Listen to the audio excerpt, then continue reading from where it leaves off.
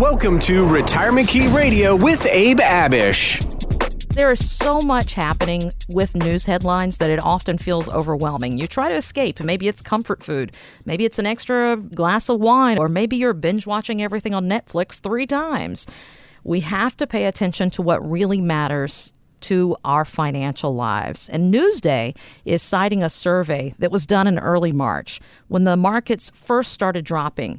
And at the time, nearly half of those polled said they would have to delay leaving the workforce if the market fell another 10%, which it did, unfortunately. Is it a given now that this downturn is going to change most folks' retirement? I think it's highly possible that it definitely could.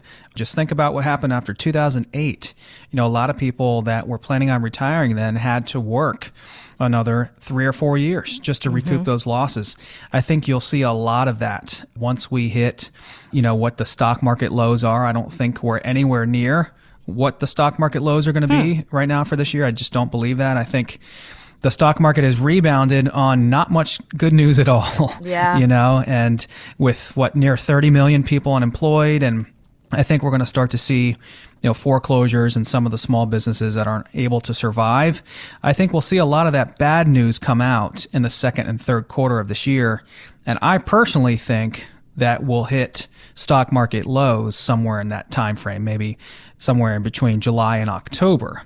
Anyways, the stock market's down maybe 10 to 15% right now, and I think we have a lot further to go.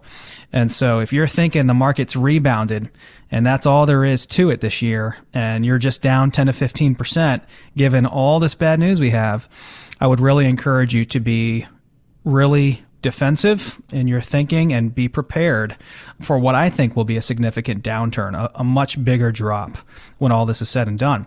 So I think it definitely could affect a lot of people's retirements, but now still is a fantastic time, Kristen, for people to take a thorough assessment of where they are, what kind of risks they're taking, how much money they've saved.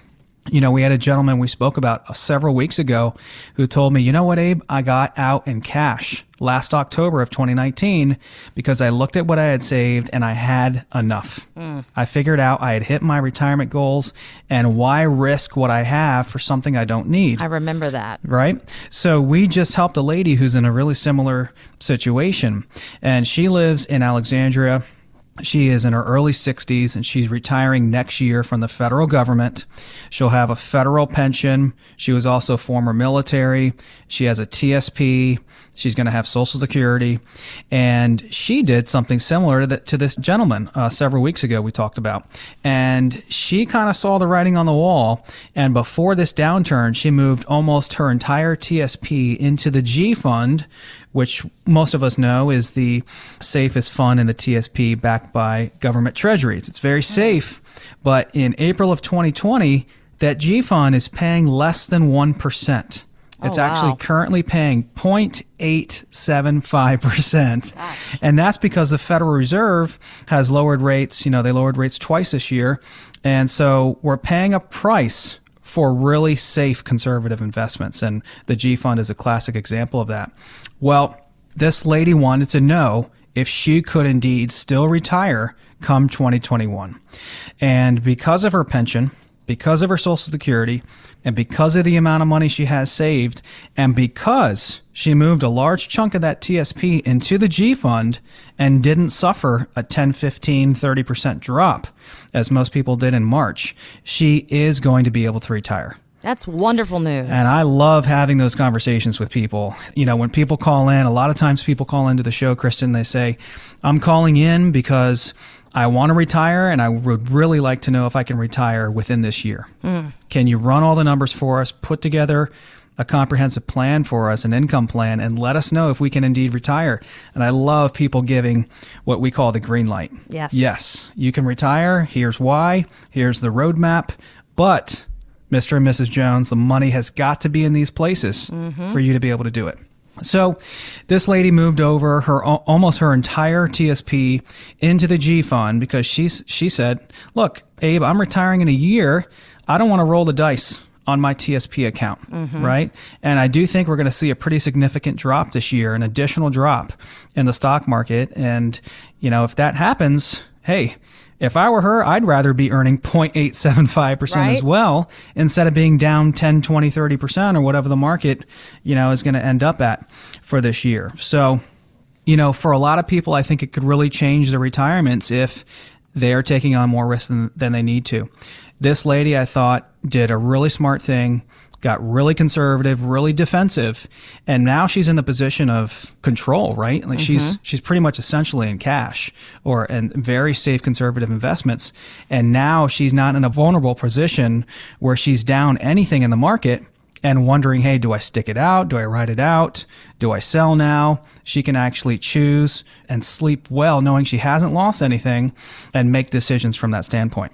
You have to know all of the options before you can make big decisions like this. That's why Abe and the team focus so much on being a resource. Connect anytime at retirementkeyradio.com. Obviously, Abe, a lot of great companies are unfortunately having to look for ways to cut cost during this pandemic. And one thing we're seeing more of are employee buyout options. For those listening that are getting close to retirement anyway, should they just go ahead and accept what they're offered? Perhaps. And we're seeing a lot of that lately, Kristen. A lot of local great employers are furloughing people, laying people off, not because they want to, they have to. Our building, for example, our office building where we have our headquarters, the office building is empty. It's a ghost town. Usually there are hundreds of cars here at our building, and there's probably less than 10. And so, yes, we're seeing a lot of great local employers having to make really tough decisions, and we are seeing some layoffs from hospital systems and even state and local governments here in the DC metro area. We're getting calls from clients saying, hey, I just got laid off and was planning on working through the end of this year and retiring next year. Help me out. What can I do here? I've got this pension buyout option. I've got this package. Can you help me sort through it and make sense of it? So you want to look at what the package entails, right? When you have that option in front of you, you want to look at how old you are. Are you 60 or are you 65 or older? In other words, are you close to Medicare? And if you did retire this year, are you close enough to Medicare that there's not going to be a huge gap in your insurance coverages and maybe you can just quickly hop on Medicare? That would be something important to consider. Will leaving your job now and early affect your Social Security benefits? It will in some way, right? Especially if you're maybe in your early 60s and you're just not going to work again. But if you're in your early to mid 60s and you're going to get the bulk of your Social Security benefit anyways, maybe it won't be impacted that much. And do you have cash reserves? Do you have reserves on hand to get through, a period of 3 months, 6 months, a year with no working income coming in? So a lot of factors to consider, Kristen. You just don't want to make that decision on your own. You really want to take into consideration your whole financial picture and walk that situation through and with a financial professional that can come up with all these questions that you may not otherwise come up with on your own. And then I think you can make an informed, educated decision about whether it makes sense to take this buyout package from an employer or not. Find out more at retirementkeyradio.com. Financial professionals are not licensed in all 50 states. To find out if Abraham Abish is licensed in your state, please call 571-577-9968. Abish Financial Services is not affiliated with nor endorsed by the Social Security Administration or any other government agency and does not provide legal or tax advice. Annuity guarantees rely solely on the financial strength and claims-paying ability of the issuing insurance company. By contacting us, you may be provided with information about insurance and annuity products offered through Abraham Abish, NPM number 770-3575.